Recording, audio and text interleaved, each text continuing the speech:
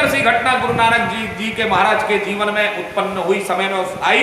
वो घटना का मैं उल्लेख करता हूं कि आप सब लोगों ने कथा सुनी है, कहानी सुनी होगी कि गुरु नानक जी एक समय किसी गांव में रह रहे थे, प्रवास था उनका। और संत का नियम होता है, संत का बड़ा सुंदर नियम होता है कि रमता जोगी बहता पानी। संत और साधु कभी भी एक जगह पर नहीं टिकते, और अगर टिकते हैं तो उस जगह का कल्याण करवाने के लिए रुकते हैं। वे जब वे ये देख लेते हैं कि इस जगह पर कोई हमारी इस जगह को हमारी कहीं जरूरत है, तो वह उस जरूरत को पूरा करने के लिए और करने होने तक वह वहां पर विराजमान रहते हैं। समय होता है, समय पूर्ण हुआ, उनकी जरूरत खत्म, आगे बढ़ो। चरे वैती चरे वैती चरे वैती, चलते रहो चलते रहो चलते रहो। इस भाव से संत लोग हमारे चारों दिशाओं में भ्रमण करते हैं।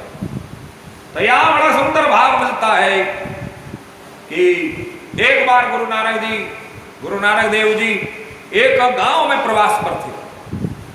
जब वो गांव में प्रवास पर थे तो सब लोग उनकी सेवा करते थे, सब लोग उनको अपने घर पे बुलाना चाहते थे, सब लोग उनको भोजन इत्यादि की। तो उनके समय में ही गुरु नानक जी ने, जो पहले गुरु हुए इस 10 नाम की परंपरा में, गुरु नानक जी 10 गुरुओं की परंपरा में सबसे पहले गुरु नानक जी हुए। इन्होंने बड़ी सुंदर 2 परंपराएं चलाई, पहली संगत और दूसरी पंगत। यह संगत और पंगत में उन्होंने बड़ी सुंदर व्यवस्था की। और उसके अंतर्गत में वो एक दिन उनके पास में एक गरीब आया, और गरीब ने आकर के उनसे प्रभु से कहा कि गुरु पातशाह, हम चाहते हैं, हमारे घर मन में इच्छा हुई, हम सभी घर लोगों के घर मन में इच्छा हुई कि आप हमारे घर में चले और रोटी खाएं। वो बैठे ही थे कि वो सुन ही रहे थे, उसी समय एक और अमीर व्यक्ति और आया, और वो अमीर व्यक्ति ने आकर के उनसे वही प्रार्थना की कि मैं चाहता हूं कि आप मेरे घर का भोजन ग्रहण करें। गुरुदेव बड़ी विषम परिस्थिति में आ गए, और बड़ी विषम परिस्थिति में आकर के गुरुदेव की समझ में नहीं आया नानक जी की कि मैं कहां जाऊं। तो उस समय पर नानक जी ने कहा, अच्छा एक काम करो, तुम कल अपने अपने घर का भोजन लेकर के आओ।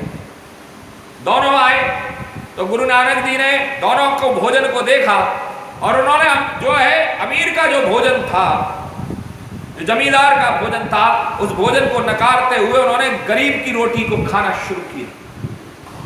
और जब गरीब की रोटी को खाना शुरू किया तो वह अमीर को यह अपना अपमान लगा, जमींदार को अपमान लगा।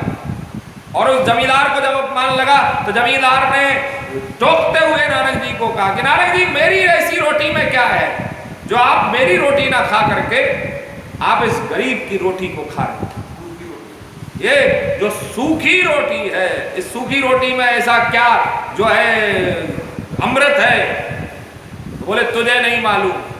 बोले नहीं, मैं जानना चाहता हूं। अब जमींदार को और ज्यादा तैशा, क्योंकि जो व्यक्ति अपनी अमीरी होनी चाहिए, धन दौलत संपदा ऐश्वर्य, ये सब वैभव, ये सब कुछ होना चाहिए, लेकिन इसके प्रति मद नहीं होना चाहिए।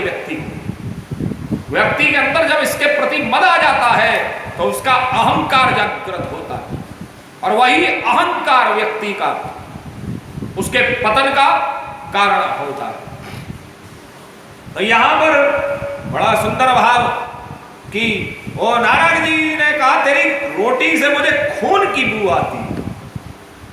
जमींदार चौंक करके बोला, ये आप कैसे कह सकते हो? मैं नहीं मानता, मैं कोई गलत काम नहीं करता, तो मेरे उस रोटी में से खून की बू आपको कैसे आती? बोले ना, बोले नहीं, आपने ये मेरा अपमान किया, आप सिद्ध करो।